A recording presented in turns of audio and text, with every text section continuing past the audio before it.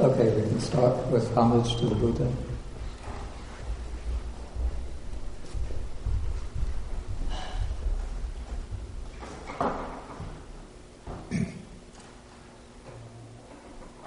Namo tassa bhagavato arahato samma sambuddhassa.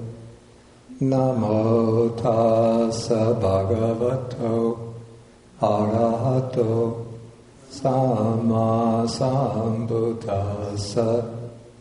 Namo tassa bhagavato arahato samma sambuddhassa.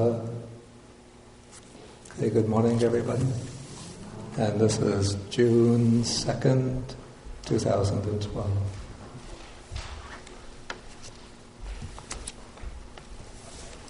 Okay, so today we'll be taking the third of the three suttas spoken to Vacchagotta. This will be Majjhima Nikaya, Sutta number 73. We're on page 595. Okay, so over the last few weeks, we've read the earlier two suttas spoken to Vacchagotta. So in the Majjhima Nikaya, we have a series of three suttas that are spoken to this wanderer named Vacchagotta. And so we can see these suttas almost as describing, I might call this a spiritual development of Vacchagotta. And we also find in the other Nikayas, Samyutta Nikaya, and occasionally in the Anguttara Nikaya, a number of other short suttas spoken to Vacchagotta. So it seems this wandering ascetic Vacchagotta would often come to the Buddha in order to ask him questions. Usually they're quite deep philosophical questions. And so in the first of these three suttas, Vacchagotta began by questioning the Buddha whether he claims to be omniscient, to know everything all the time. And then the Buddha said that that's not the case. And the Buddha said that what he has, or if you want to describe him, you should describe him as one who has the three higher knowledges. That's the knowledge of his past lives, his knowledge of the passing away and rebirth of sentient beings, and his knowledge of the destruction of the defilements. That's the knowledge of liberation.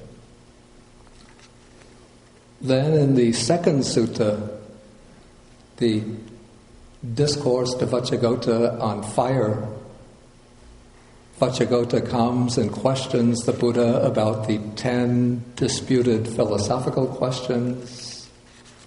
And then finally he focuses on this question about what happens to the Tathagata, or the enlightened person, when he dies.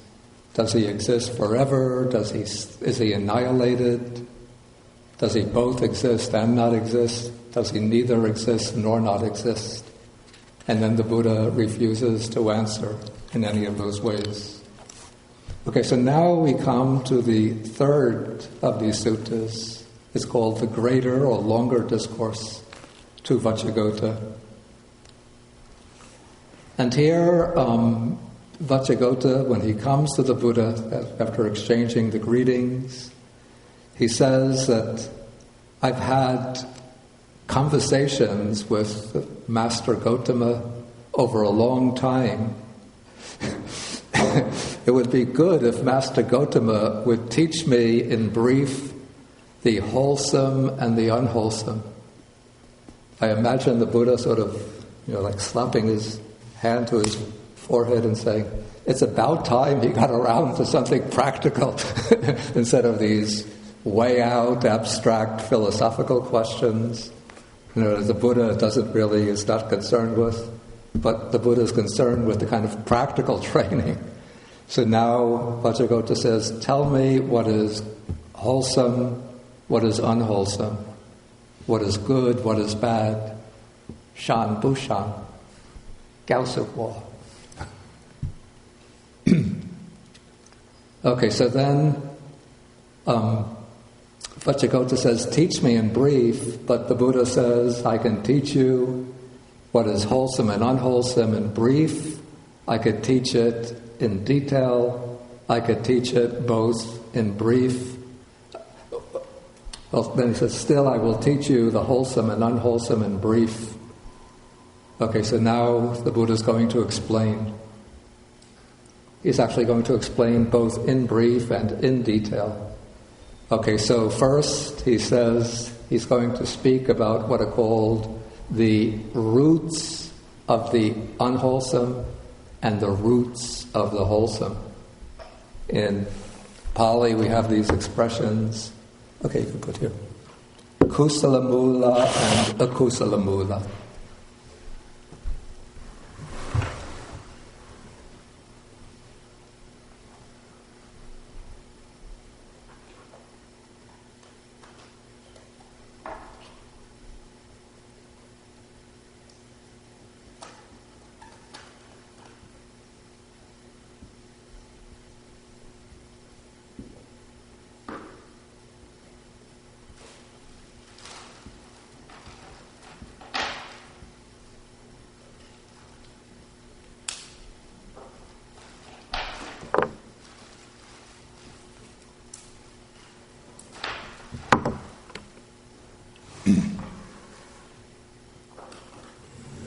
Yeah, what's called akusala, that means unwholesome or bad.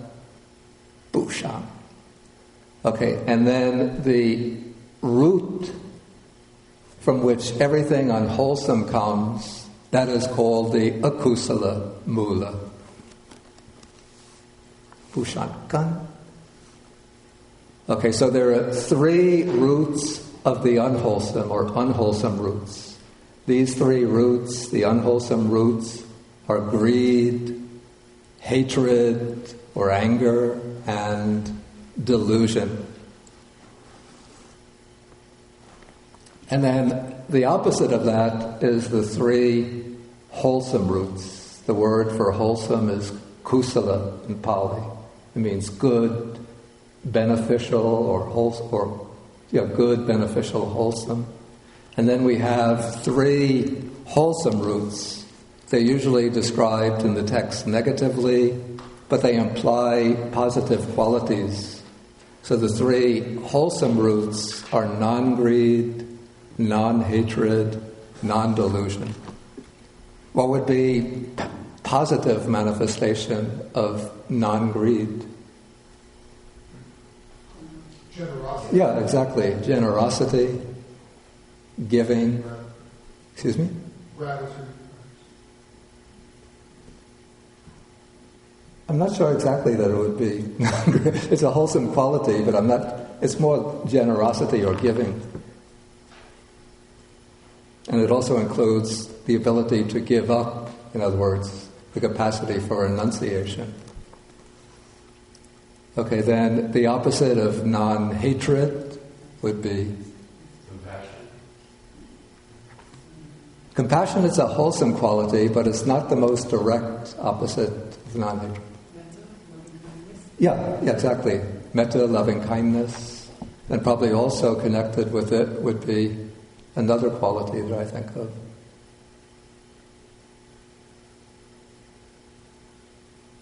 Opposite of hatred or anger.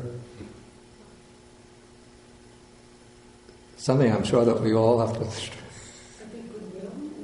Well, goodwill is sometimes used as an alternative rendering of metta. Something we usually all have to struggle with in the course of the day. Love. What was that? Love. Well, we said loving kindness.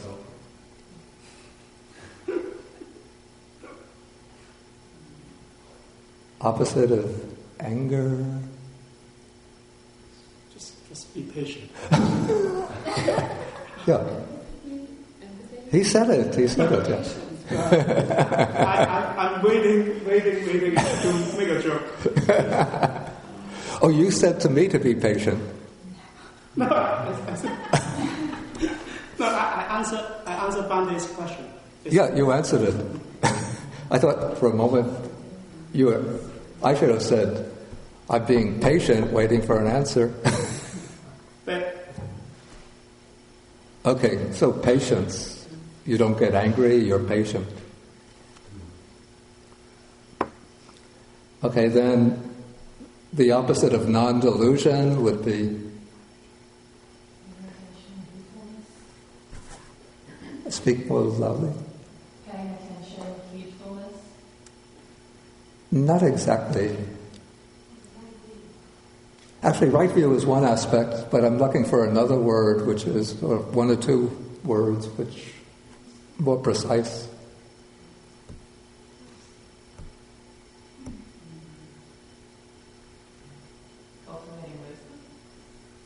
Cultivating wisdom? Well, wisdom. Wisdom is one, or understanding, or insight, you would say.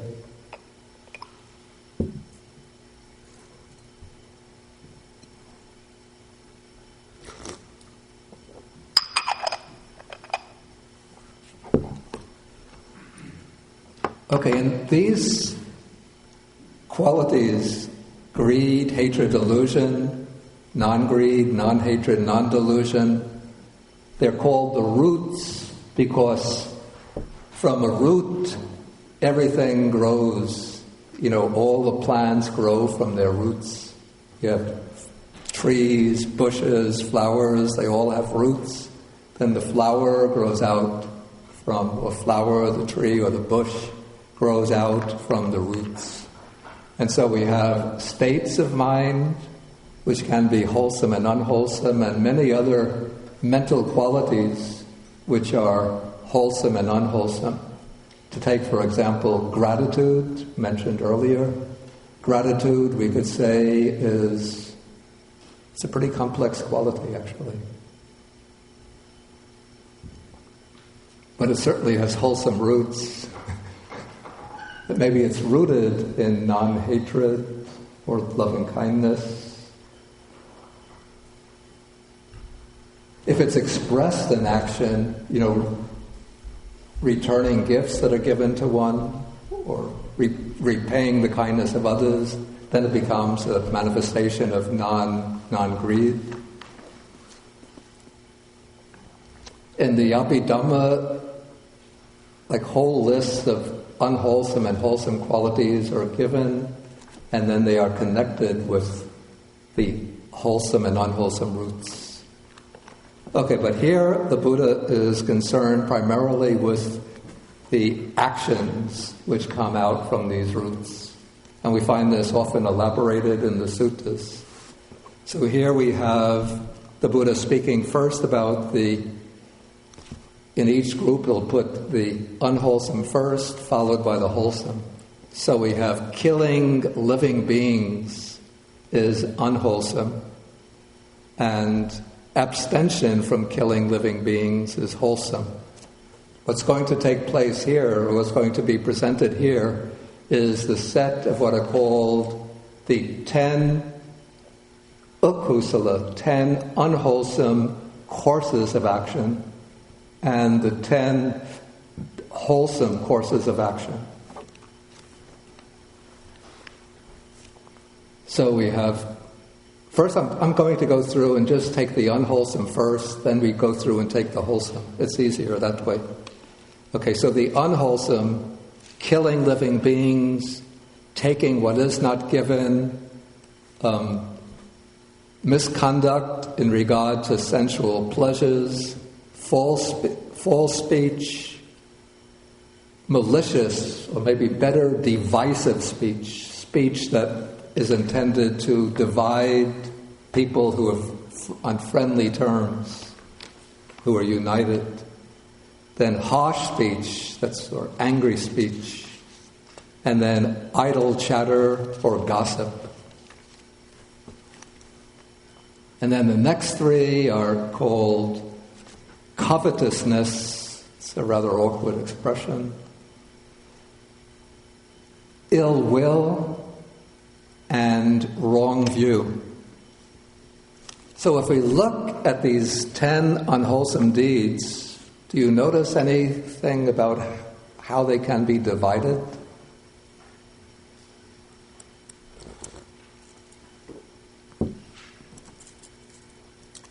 Any distinction between them in terms of groups that they might fall into? They divide into bodily action, mental action, and worldly action. Exactly. But you got the order a little bit out, but you got the three correct. Yeah. Yeah, they're bodily action, verbal action, and purely mental action. So what is the bodily action?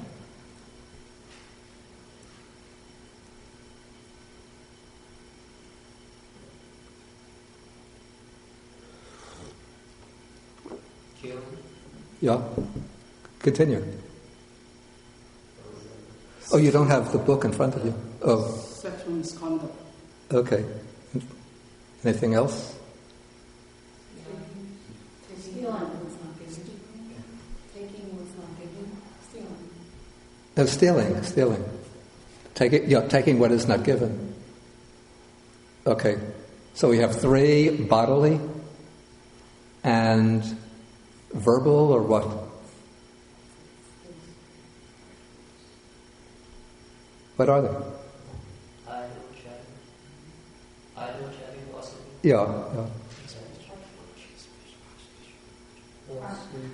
Okay, false speech. Malicious speech. Yeah, malicious or divisive speech. Harsh speech. And And then idle chatter we have.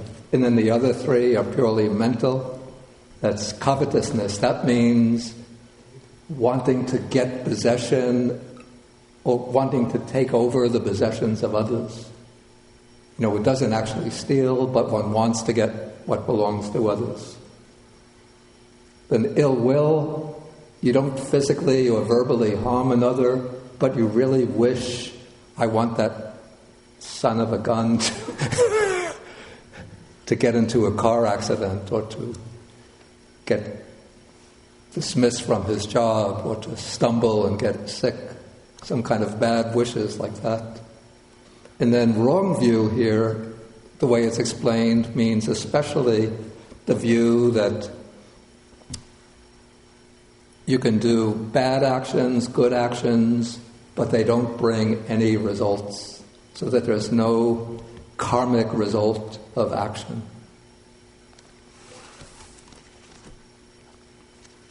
But if we look at these 10 unwholesome actions, we divide them bodily, verbal, and mental. But according to the Buddha's teaching, what is their common source? Where do they all come from?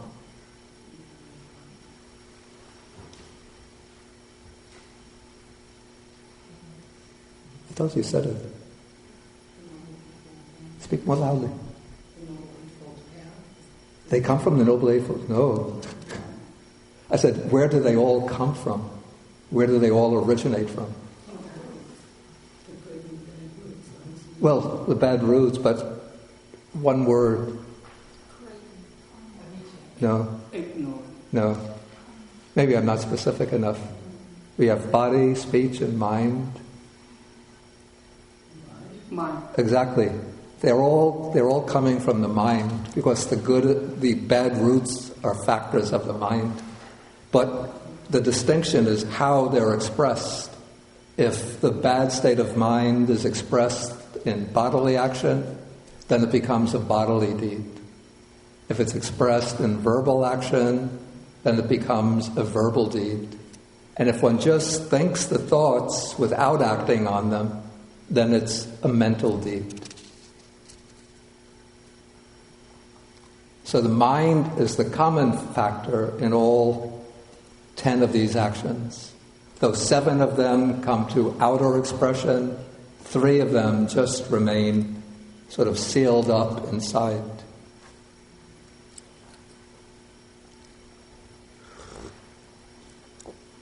Okay, then we have the opposite. We have abstaining from killing, abstaining from stealing, abstaining from sexual misconduct, abstaining from false speech, abstaining from malicious speech, abstaining from harsh speech, abstaining from idle chatter. Then we have, this is a little bit awkward expression, non-covetousness, non-ill will, and right view. Here, when these are stated concisely, they're stated in the negative as abstaining from this or that. But each one implies also a positive quality or positive way to act that goes along with it. To get the full positive explanation, you can look, I won't go through it now, but in Sutta number 41, for example, takes the 10 unwholesome actions, the 10 wholesome actions, and then elaborates on each one.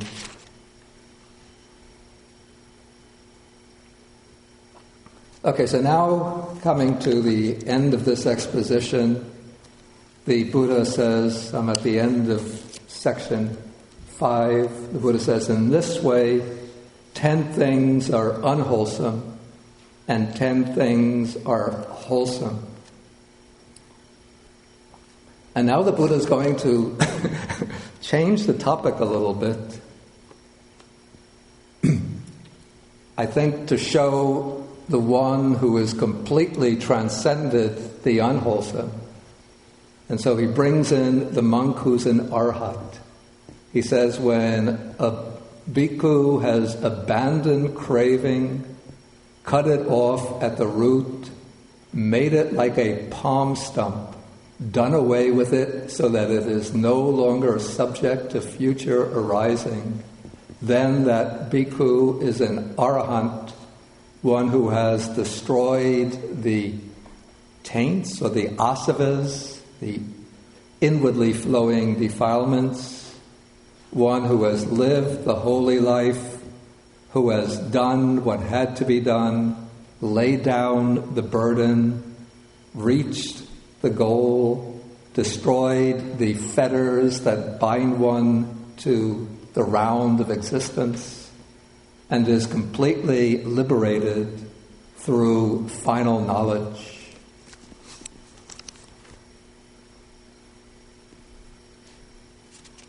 Why do you think the Buddha brings in the figure of the arhat here? It seems a little bit sort of disconnected from what went just before it.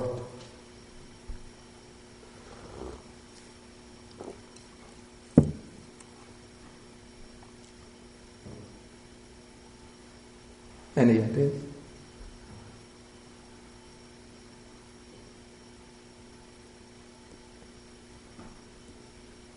Anybody have any ideas? Yeah, please. Perhaps Vacchagotta has a lot of understanding, so he wants to bring it up to that level. Maybe that's a good suggestion. Any other suggestions? Actually, I think the answer is in a couple more paragraphs. Vacchagotta actually knows a lot the way he questioned it. This is a very interesting point. Yeah. Okay, I don't have a fixed answer in my mind. So I'm not sort of trying to test whether you got the answer or not. But I think Vasi's suggestion is good, that it seems that Vacchagotta to sort of bring up the level of understanding. And also, maybe he sees that by bringing in the figure of the arhat, he has an opening to start, a deeper discussion with Vacchagotta. But just don't ask what happens after death. Okay, so once he brings up the issue of the arhat, then Vacchagotta starts asking a series of questions. And I have to say, my personal opinion, it relates to the point Johnny brought up.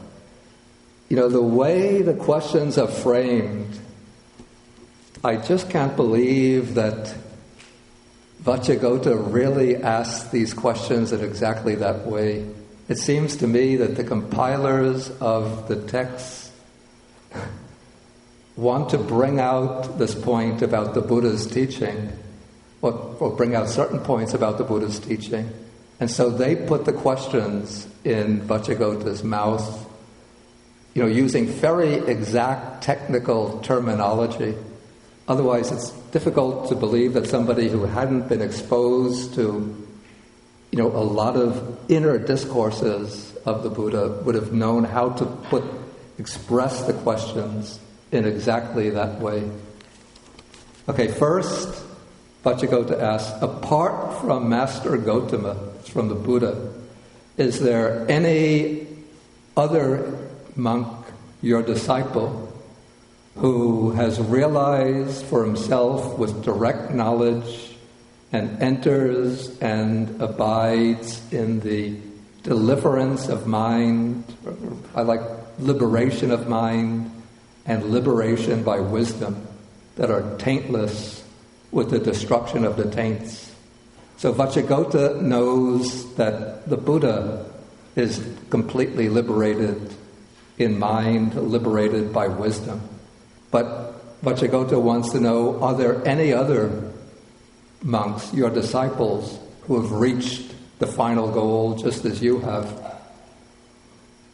Then the Buddha says, there are not only 100 or 200, 300, 400, 500, but even more bhikkhus, my disciples, who have attained this liberation of mind, liberation by wisdom. In other words, this liberation by mind, liberation by wisdom, is the defining mark of what kind of person.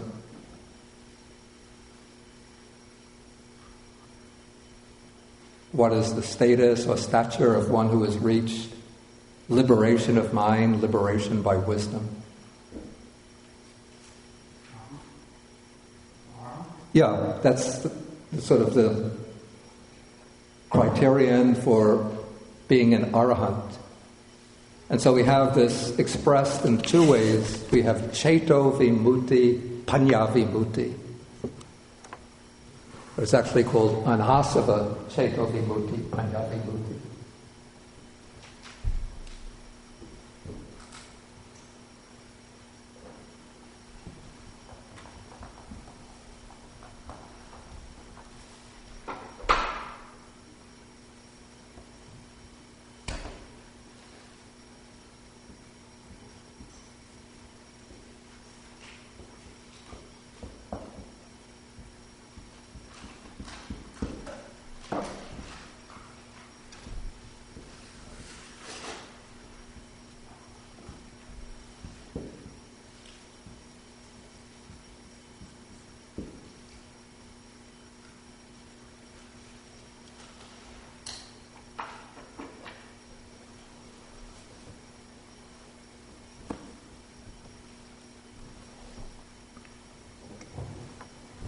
Okay, so it's called anasava. That means that it's free from the asavas. The asavas are the most basic defilements. Usually the texts speak about 3 asavas, things that flow into the mind and sort of corrupt it.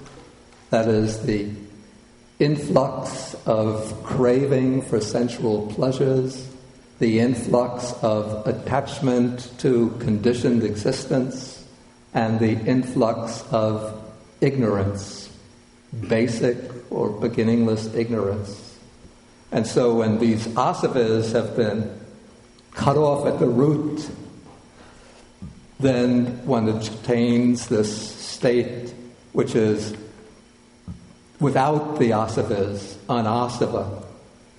And it's called ceto vimutti, panya vimutti. Both words are used together because in the suttas we come across different types of liberation of mind which are not permanent, they're just temporary. That is, for example, the texts speak about metta ceto vimutti, the liberation of the mind through loving kindness. That is, when one practices loving kindness, the meditation on loving kindness, to the point where it becomes deep and immeasurable, like the level of the jhanas, the mind is very pure, very bright, very radiant. But as long as one is in that state, the defilements are not present, but they can come up at a later time. Or somebody who attains the jhanas, the meditative absorptions, we could say that's the ceto vimutti, a liberation of mind that's temporary. But this is the liberation of mind that comes through panya or prajna, that is wisdom or insight. So it's wisdom or insight that cuts off the defilements, and then the liberation of mind becomes permanent. So it's something that can never be lost.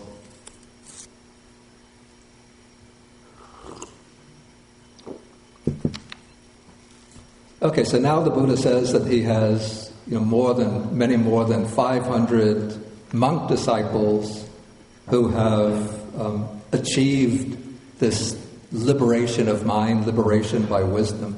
In other words, more than 500 monks, many more are arahants.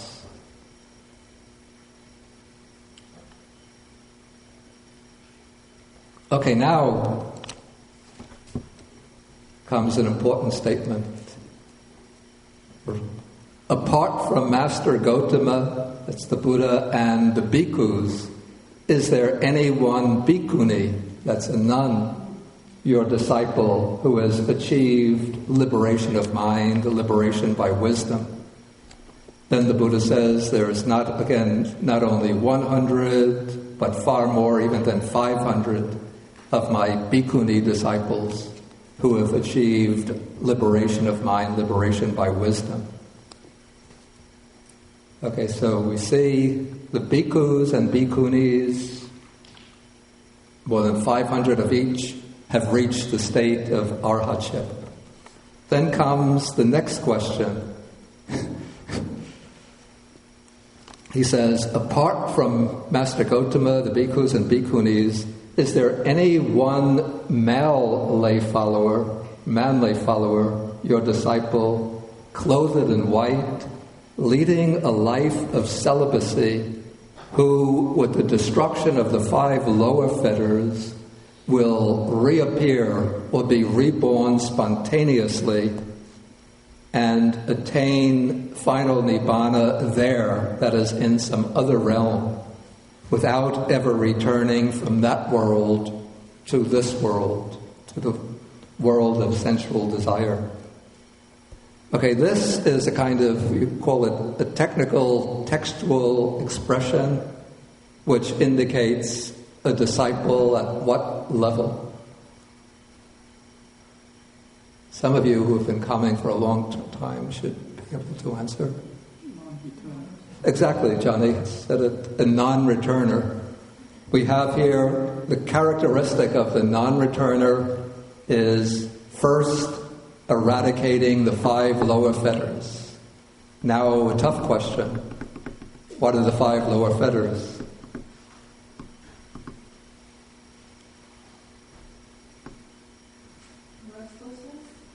Restlessness?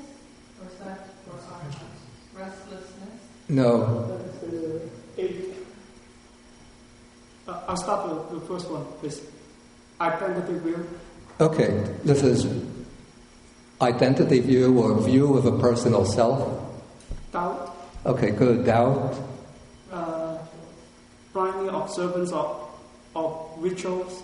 Okay, that's the way it's sometimes translated, but more accurately it would be like clinging or misunderstanding, different kinds of rituals and other observances. Sensual lust. Okay, sensual lust. Ill will. And ill will, very good, excellent. Okay, so those are the 5 lower fetters. View of self, doubt, clinging to rituals and observances, sensual lust, and ill will. So those 5 fetters keep one tied to, we call, the realm of sensual desire, whether the human realm, the lower heavens, or the states of misery. like the animal realm or the hell realms. And so the non-returner has cut off those 5 fetters, but he's not yet fully liberated. Rather, he will be reborn spontaneously, not through birth from a womb or anything in that form, but they arise spontaneously, usually in a set of realms which are called the pure abodes. Those are, I don't have personal experience. I guess they're very blissful, very luminous realms, and the lifespan is probably very long. And to get reborn into the pure realms, you have to show your ticket of admission, and the ticket of admission is being a non-returner. Even if you're a noble one of a lower level and you come knocking on the pure abode saying, please, can I get in? The gatekeeper will say, let me see your ticket. He'll look at it. Stream enterer? No. Go away. So if we go try to get in, no, they'll kick us out unless you get to be a non-returner.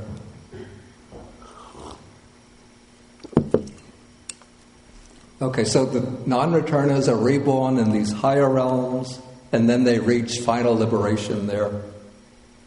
And something important here in this description, what do we notice? The way the question is phrased.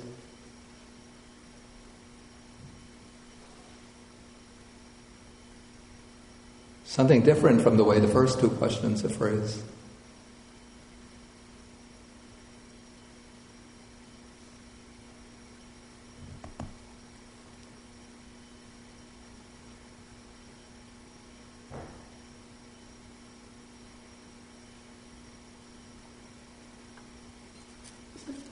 And become independent of others in the teacher's disciplines? No, I'm asking about section 9, the one on the non-returner, the description of it. There's something strikingly different. Are they assuming the non-returner is not a monk? Yeah, that's the point. It's not so much that monks can't become non-returners, but Vacchagotta is, or the text, we could say, whether Vacchagotta asked it in this way, that I don't know, but it's acknowledging that non-returnership becomes open to lay followers, to lay disciples. Okay, this raises the question, can a lay person achieve arahantship? And there are some examples in the text of lay people who attain arahantship. But what always happens after they attain arahantship is what? Or they abandon they become monk. They abandon just life of they renounce, they become they become either monk or a nun. Like there was the case of, this was a sort of wealthy young man of Benares. When the Buddha first started his ministry, his name was Yasa. He ran out, he sort of got completely disillusioned. It's very prescient, almost like a spoiled, rich, young, upper class, from the New York Upper West Side, or from Chicago, what is that? Is it the North Shore of Chicago? Coming out, running out, disillusioned with this meaningless upper class existence, surfeit of sensual pleasures. He wakes up and starts thinking, oh, this is horrible. And he runs out and comes into the park, and there's the Buddha sitting under a tree. And so he comes up to the Buddha, and then the Buddha gives some teaching to him. First he becomes a stream enterer. Then his parents come running after him, trying to catch him. And he starts preaching or the Buddha preaches to the parents, and while Yasa is listening to the Buddha preach to the parents, Yasa becomes an arhat, right on the spot. Still wearing his, what would be like, I don't know these brand names, Tom, The Gap, is that a upper class, or that's just normal? Tommy something? Tommy Hilfiger. Is that considered a sort of upper? Let's make it Giorgio Armani. Giorgio Armani. Giorgio Armani. Yeah.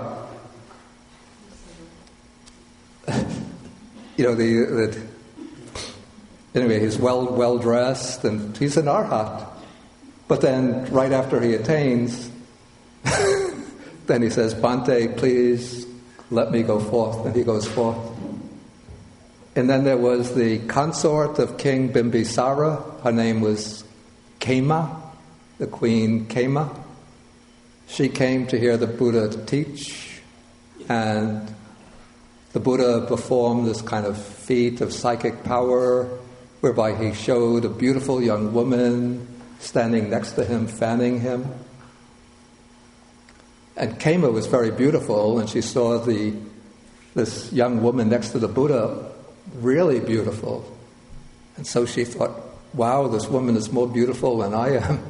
But then the Buddha worked a psychic feat so that very quickly that young woman next to the Buddha got older and older and older, within a matter of minutes, till she became a decrepit old lady standing there fanning the Buddha. Then she fell down to the ground and disappeared.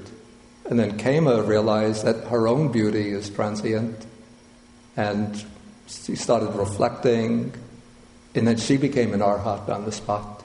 And then she asked to go forth, and she became a nun. Okay, but the lay followers, those who remain in lay life, can continue as a lay person. Those who become non-returners can continue in the lay life as non-returners.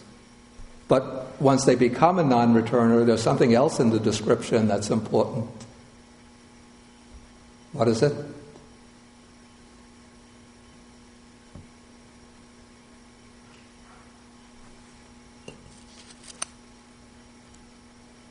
Something distinctive? Non-return. It actually doesn't say. Well, we already covered the non-returning aspect.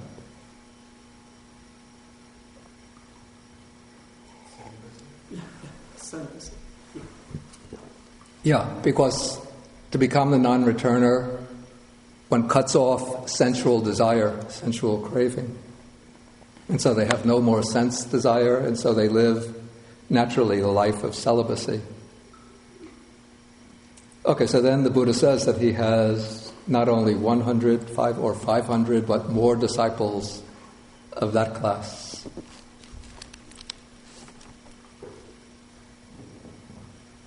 Okay. There's a little gender bias here, which I'm not so happy with in the text. It should go after this to, if it were completely logical, it would jump right to paragraph 11.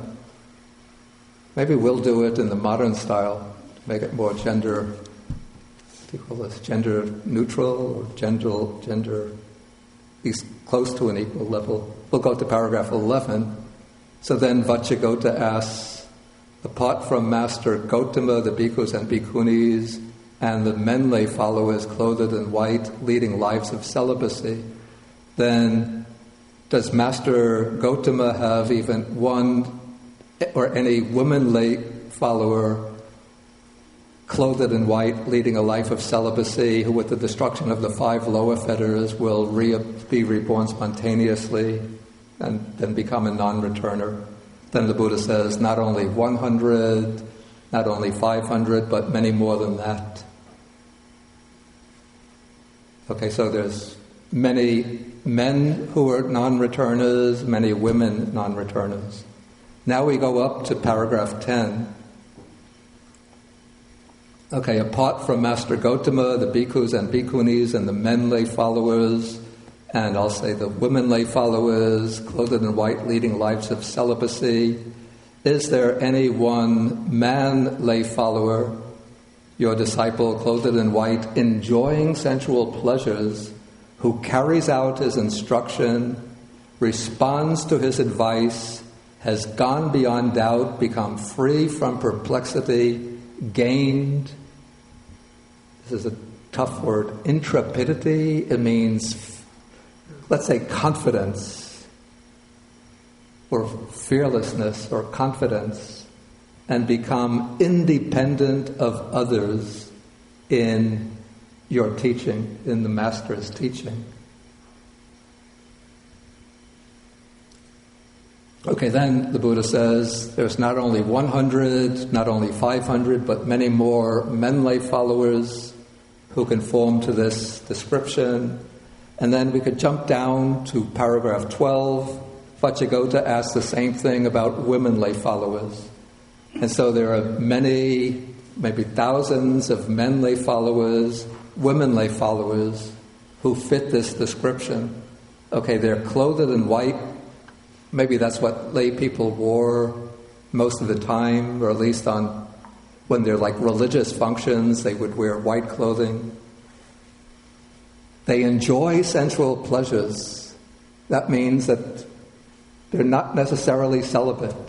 So to attain, well, let me just put that off for a moment. We come to the description, the terminology, it's a little coded, carries out his instruction, responds to his advice. Now the key expression is gone beyond doubt, which means they've gone beyond doubt because they've seen the truth of the Dhamma for themselves. So what does that imply? When going beyond doubt and being free from perplexity? Not necessarily.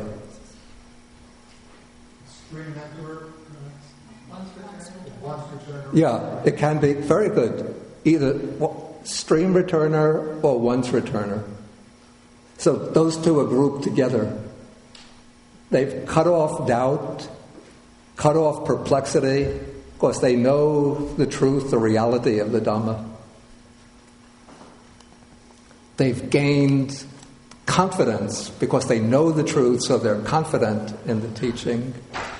And this is very important expression. They've become independent of others in the teaching. That means they're even independent of the Buddha, because the truth of the Dhamma has, you could say, taken root within themselves, so that they know the truth for themselves. They have the Noble Eightfold Path. They have the 7 factors of enlightenment. Of course, the Buddha can give them some instruction as guidance to help them speed up their cultivation. But they know everything that has to be done. It's just a matter of, getting some inspiration and from the Buddha or some instruction to speed up the process. But the stream enterer has entered the stream of the Dhamma, and so the stream is going to carry him down to the final goal. So in a maximum of 7 more lives, they will reach the final goal. The once returner in a maximum in 1 more life will reach the goal. Okay, so now the Buddha, and then coming back to that enjoying sensual pleasures. So to become stream enterer, once returner, for a layperson, celibacy is not required, and they don't necessarily become celibate after reaching those attainments. Though, of course, I think the interest in sensual pleasures will diminish, especially for the once returner. It's not that they can be sensualists and stream enterers and once returners, but celibacy is not an invariable attribute of the noble disciples at those stages. Okay, so now we've gone through all of these classes of disciples. And so an important thing to bear in mind also is that one can have monks and nuns who are stream enterers, once returners, non-returners. But the question is and you can have celibate lay stream enterers and once returners. But it seems that the questions are phrased in a way that will show what is the minimal requirements for each of these stages. Okay, so now after Vacchagotta has gone through this questioning of the Buddha, he now speaks, we call it like a long paean of praise to the Buddha's dispensation. He says, I'm in paragraph 13 on page 598. He says, Master Gotama, if only you were accomplished in this teaching, but no other monks were accomplished, then this holy life would be deficient in that respect. But because you are accomplished and there are monks who are accomplished, then the holy life is complete in that respect. Then he says, if only Master Gotama and the monks were accomplished, but if there were bhikkhunis who were not accomplished, then the holy life would be deficient in that respect. But because you and the monks and the nuns are accomplished in this Dhamma, then the holy life is complete in that respect. Okay, if only you, if there was only you, bhikkhus and bhikkhunis who were accomplished, but no men lay followers leading lives of celibacy who were accomplished, then the holy life would be deficient in that respect. But because we have lay followers wearing white leading the celibate life who are accomplished, then the holy life is complete. Okay, if, I'm going to again make it a little more gender balanced, if there were only bhikkhus, bhikkhunis, men lay followers who were celibate, but no women lay followers who were celibate who were accomplished, then the holy life would be deficient in that respect. But because there are such women lay followers, the holy life is complete in that respect. If there were only all of the monks and nuns, the lay followers leading celibate lives, but no lay followers who were enjoying sense pleasures, who were accomplished in this Dhamma, then the holy life would be deficient in that respect. But because there are both men and women lay followers who are enjoying sense pleasures, who have reached accomplishment in this Dhamma, then this holy life is complete in that respect. So I think I've gone through all of those classes. I've abbreviated somewhat. Then Vacchagotta uses a very beautiful simile to illustrate his impression of the Buddha's teaching. I'm in paragraph 14. He says, just as the river Ganges inclines towards the sea, slopes towards the sea, flows towards the sea, and reaches the sea, so too Master Gotama's assembly with its homeless ones, those are the renunciants, the bhikkhus and bhikkhunis, and its householders, those are the lay people who have reached the different stages of awakening or liberation. So the whole assembly inclines towards Nibbana, slopes towards Nibbana, flows towards Nibbana, and reaches Nibbana. Okay, so now it seems that Vacchagotta's mind has really sort of opened up to, maybe call it the splendor and his mind has opened up to the full breadth, full extent of the Buddha's teaching.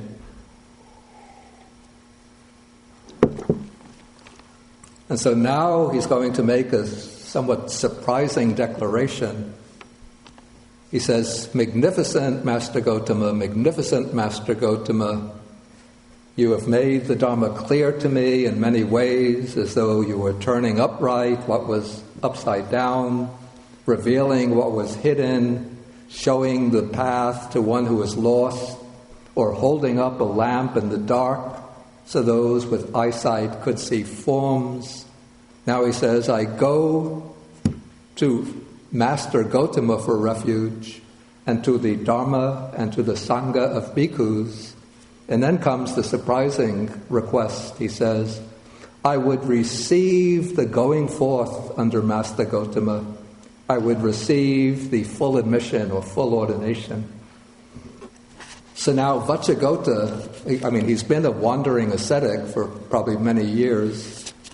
So it's quite natural for him, actually, once he gains faith in the Buddha and goes for refuge, there's no need for him to continue just as an independent wandering ascetic, but he wants to become a monastic disciple of the Buddha. So he asks for ordination. Then the Buddha says, paragraph 16, he says, Vaccha, one who formerly belonged to another sect and desires the going forth and full ordination in this Dhamma and discipline lives on probation for 4 months. At the end of 4 months, if the monks are satisfied with him, they give him the going forth and full admission to the status of a bhikkhu, of a monk. So this is the usual procedure. Actually, this has to be interpreted or explained. What actually happens if somebody from another sect wants to become a Buddhist monk or Buddhist nun, they live on probation for 4 months, which means that they actually get ordained as a novice, a samaneri.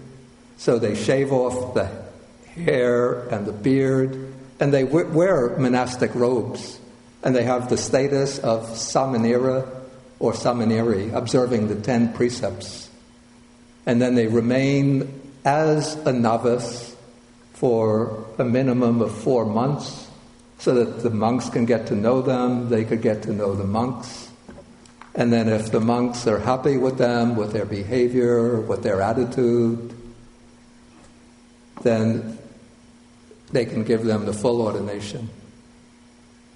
But the Buddha, because he's the founder of the teaching, he has a special prerogative. So he says, but I recognize individual differences in this matter.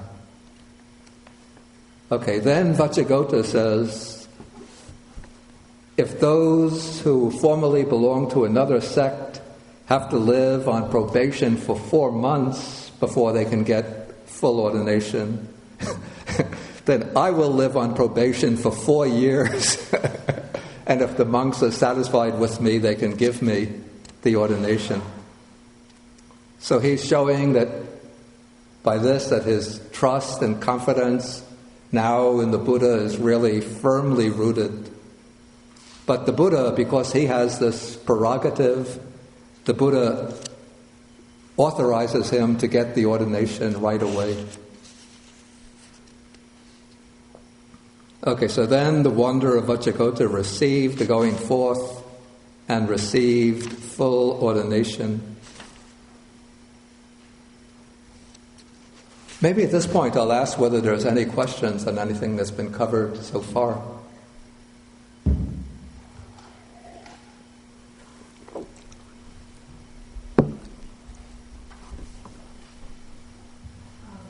In addition to, sometimes when I read the word sensuousness, I also... When you read the word what? Sensuousness and that attachment, I also feel that, and this is, I'm asking if this is correct or incorrect, in relation to the exhortation to eat once a day and before noon, I feel like there's a very strong sensuous bond or sensate craving to eating. Yeah. That can sometimes I substitute, knowing, well, sensuousness refers to celibacy, and that is important, but also extending it to other cravings that are being exaggerated. Is that a wrong view? Or, in other words, in addition to the innate arising celibacy or the restraint of celibacy, it seems to me that other restraints relate in the exact same way. Any other one, if one has a sensual, if I have a sensate craving in regards to excess meal or excess anything, sloth, that's in the same category.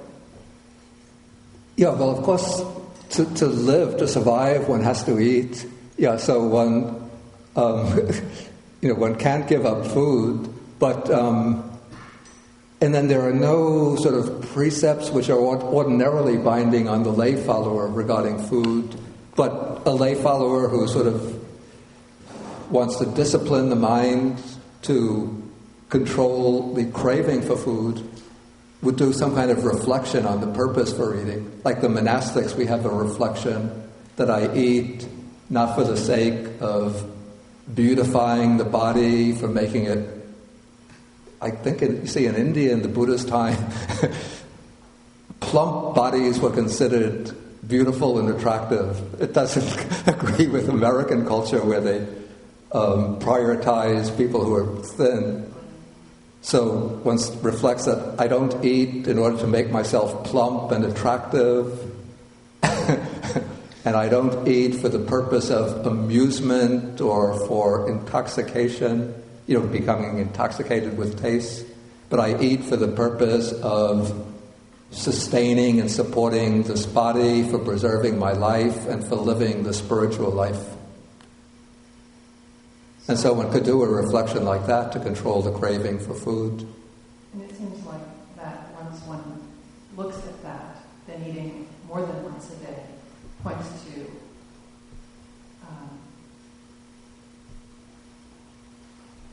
other than being with family and normal schedules, that eating once a day is really sufficient and very fortunate to eat. Yeah, I guess a reflection on why one is eating the rest of the day. Yeah, though having one meal a day is actually not compulsory for monastics. In the southern tradition, most monastics take 2 meals, a breakfast and then a lunch. But all of the meals have to be finished before midday. And the second point I'm going to ask you about is this restraint from taking life. And there's another sutta, maybe, so that came up in the second area of Vacchagotta of 10 disciplines. There's another sutta, I think, is it Kavatta, where he lists types of vocation, and one of them specifically says refraining from destroying seed and plant life. Yeah, that's a monastic precept. It's not because plants or seeds are considered to have consciousness, to be to have some kind of awareness, because there's no precept against lay people, farmers,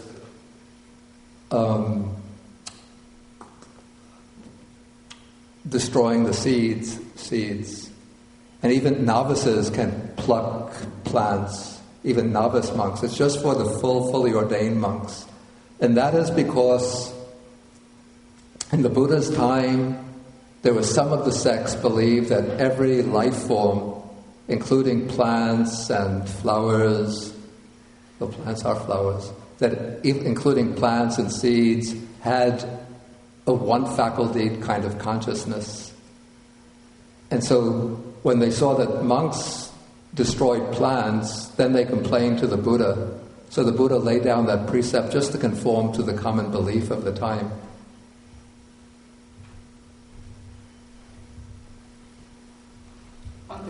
There are 3 questions from the internet. Okay, let's take your name again. See you. Okay. Yeah. Wait, take the microphone so. Just speak louder so that. Yeah, it should. Okay. In the 10 apusalas, why wasn't intoxicants? Okay, that's a good question. Okay, I'll repeat the question. Why don't we find the precept against using intoxicants included in the list of the 10 unwholesome actions? I haven't found this explained in the suttas themselves, but this is my understanding. Okay, the 10 unwholesome deeds are actions which in themselves create unwholesome karma. So the Buddha, in laying down the 5 precepts, let me just put it this way.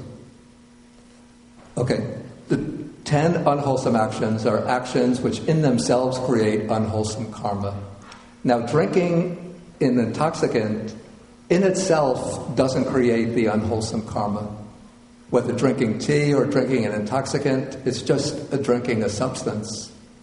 But of course, when you drink the intoxicant, it has a dulling effect on the mind. But in itself, it doesn't create the unwholesome karma. But if somebody comes under the influence of the intoxicant, then they can violate one of the strong unwholesome actions. And so in the code of the 5 precepts, the Buddha is laying down a practical code of guidance for the lay community. So he includes abstaining from intoxicants, because if intoxicants are allowed, then people will get intoxicated, then they might break the other 4 precepts. But in the 10 types of unwholesome action, it's just the actions which in themselves are unwholesome.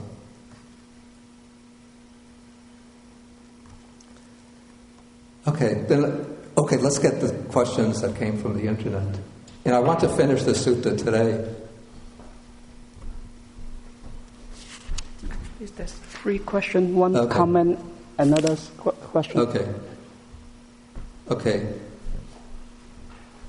One is that the Chinese translation of asava means leaking. So outflow may be a better translation than influx or inflow, because the monkey mind tends to outflow. I mean, some have used outflow, some have used inflow. It's a matter of debate which one is more suitable. And the commentaries explain asava in both ways, flowing in and flowing out.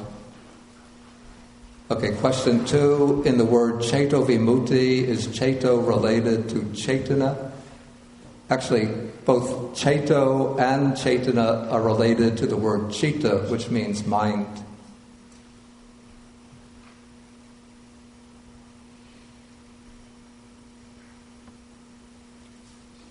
Okay, then somebody says, Section 12 is saying even gays and lesbians could become stream enterers and once returners, but they won't have any more sex if they develop further as non-returners.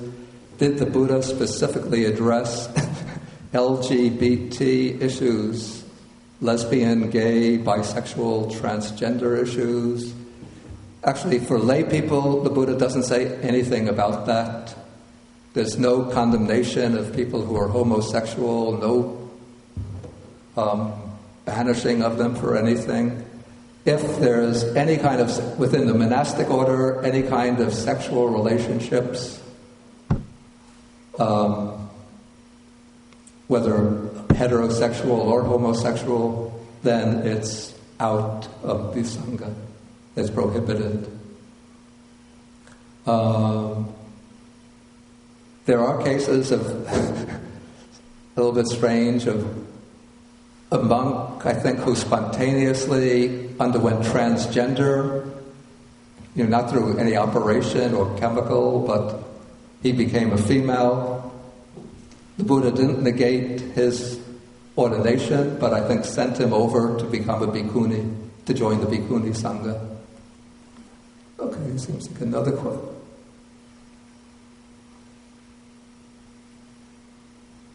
Oh, I see. Okay, this is a discussion between 2 of the viewers. Okay, I'm going to try to finish a little quickly.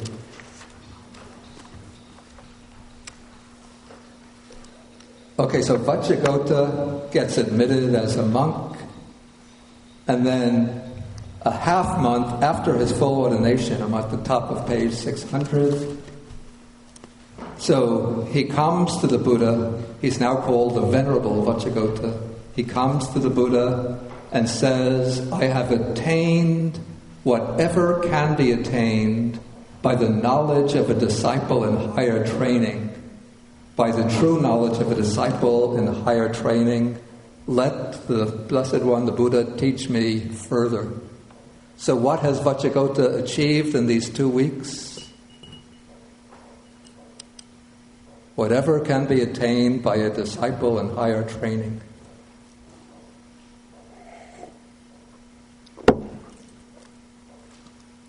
Jhanas, the nirvana?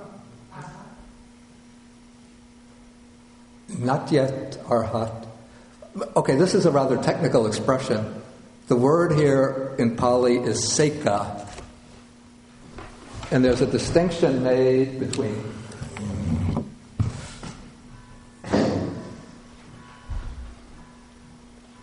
the dog is trying to escape from his post. Get back, Fido.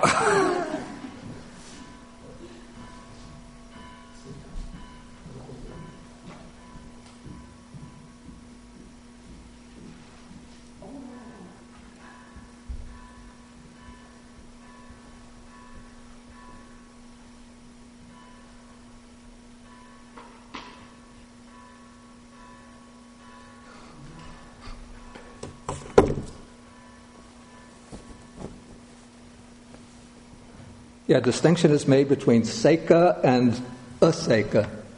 The seka means a disciple who's still in training. Specifically, it means one who is at the 3 lower stages of realization.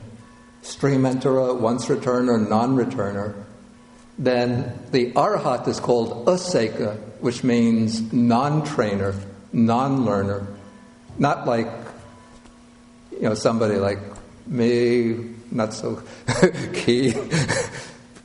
Not in that sense, like an ordinary guy in the street who doesn't train at all. But it means, you could say, to bring out the sense, I translated it, one who is beyond training, who has finished the training. Okay, so when Vacchagotta says that he's attained whatever can be attained by a seka, he's indicating he's still a seka, he's still in training, but where is he in relation to the training?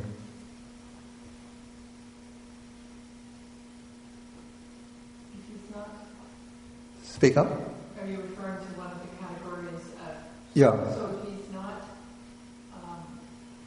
he's living as a renunciant up until this point, or not a renunciant Buddha, and so I guess that would make him a non-returner. He's a non-returner. Yeah, he's now been practicing for 2 weeks as a monk, Buddhist monk, but he must have had perhaps a lot of practice and training through his years as a wandering ascetic, and so he would have made very quick progress, and he's reached the level of non-returner.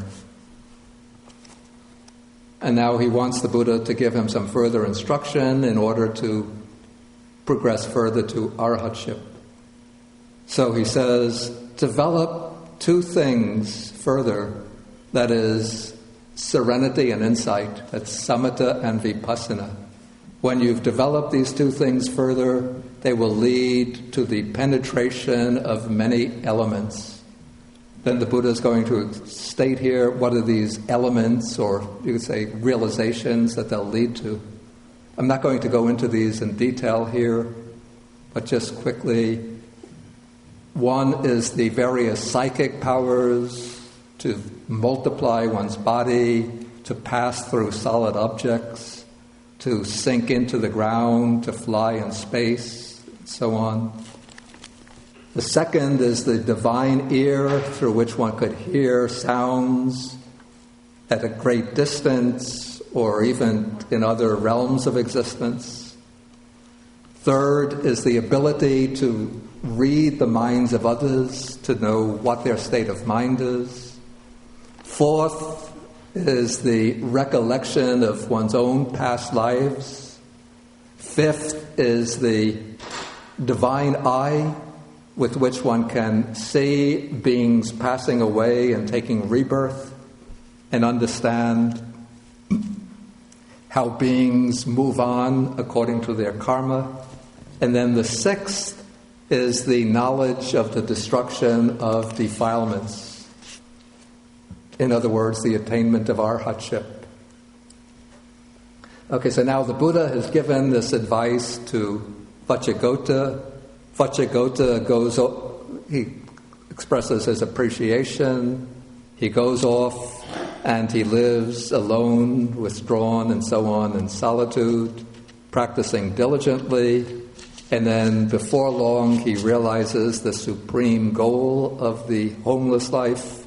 And then he directly knows birth is finished. We could say the holy life has been lived. What had to be done has been done. There is no more coming back to any state of conditioned existence. And then the Venerable Vacchagotta became one of the arahants. Okay, so now Vacchagotta is an arhat. Then on one occasion, a number of monks were going to see the Blessed One. I assume that at this time Vacchagotta must have gone off maybe to another location, not living close to the Buddha. Otherwise, Vacchagotta could have gone himself. So Vacchagotta sees them in the distance. He asks them, "Where are you going?" And they say, "We're going to see the Buddha." Okay, now I'm at the top of 602. Then Vacchagotta wants to give a message to the Buddha. He says, "In that case, you may pay your respects to the Buddha on my behalf, and then tell the Buddha that the bhikkhu Vacchagotta pays homage to you, and say, the Blessed One has been worshipped by me. The Sublime One has been worshipped by me." And that's the kind of way in which he's indicating that he's worshipped the Buddha in the way that the Buddha praises, that is, by attaining the final goal. Okay, so now the monks go to the Buddha and they convey this message to the Buddha, and then the Buddha says, he interprets the message correctly. He says, "Bhikkhus, having encompassed his mind with my own mind," that is, even though the Buddha was living some distance away, through his supernormal power of knowledge, he could know what is going on in Vacchagotta's mind. He says, "I already knew of the bhikkhu Vacchagotta that he has attained the three true knowledges." What are the three true knowledges?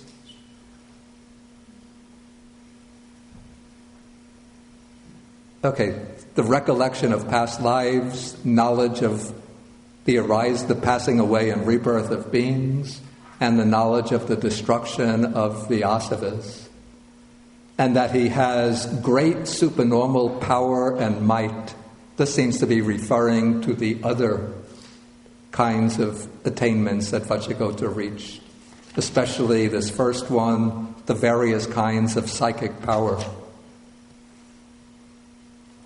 And then the Buddha continues and says, "And deities also told me that Vacchagotta has attained the three true knowledges and has great supernormal power and might."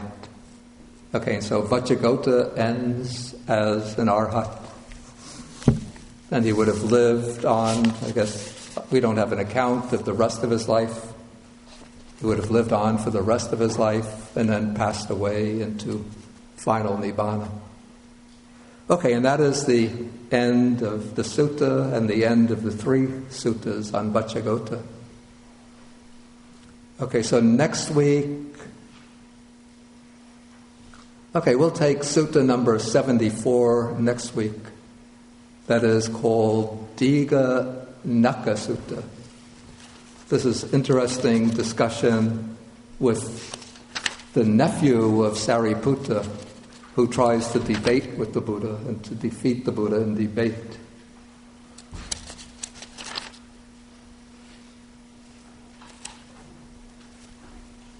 Okay, any questions on anything that came up in this part?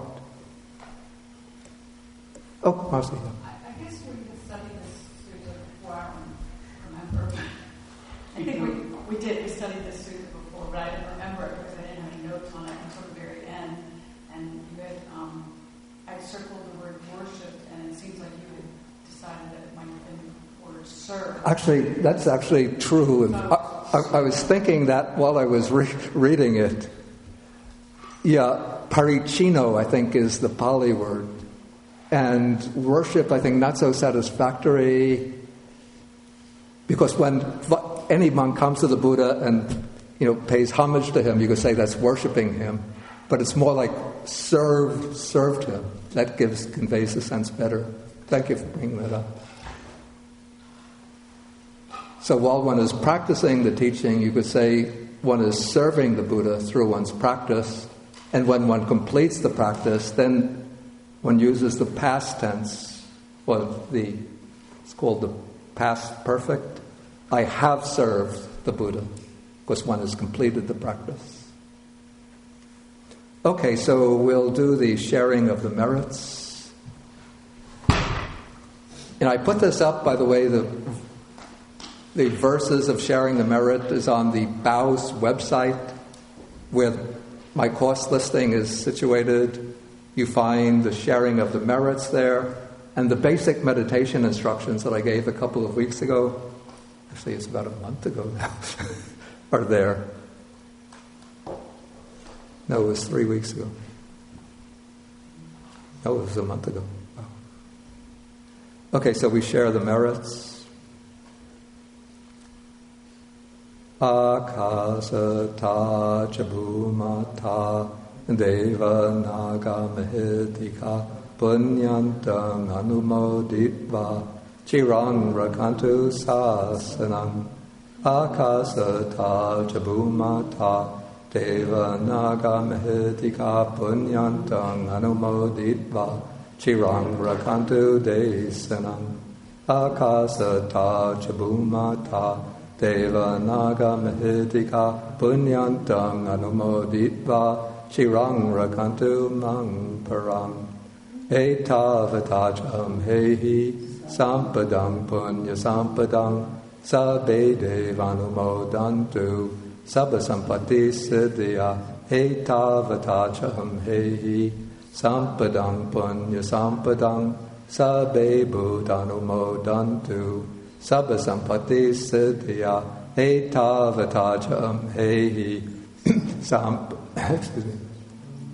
sampadang punya sampadang sabbe satanumodantu Sabba sampati siddhya Bhavag upadaya avici hetato etantare satakai upapanna rupi arupicha asanya sanyino dukkha pamuchantu pusantu nibuting.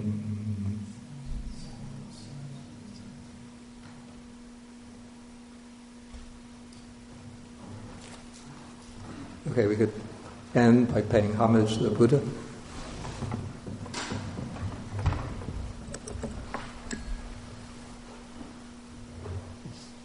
These short hours.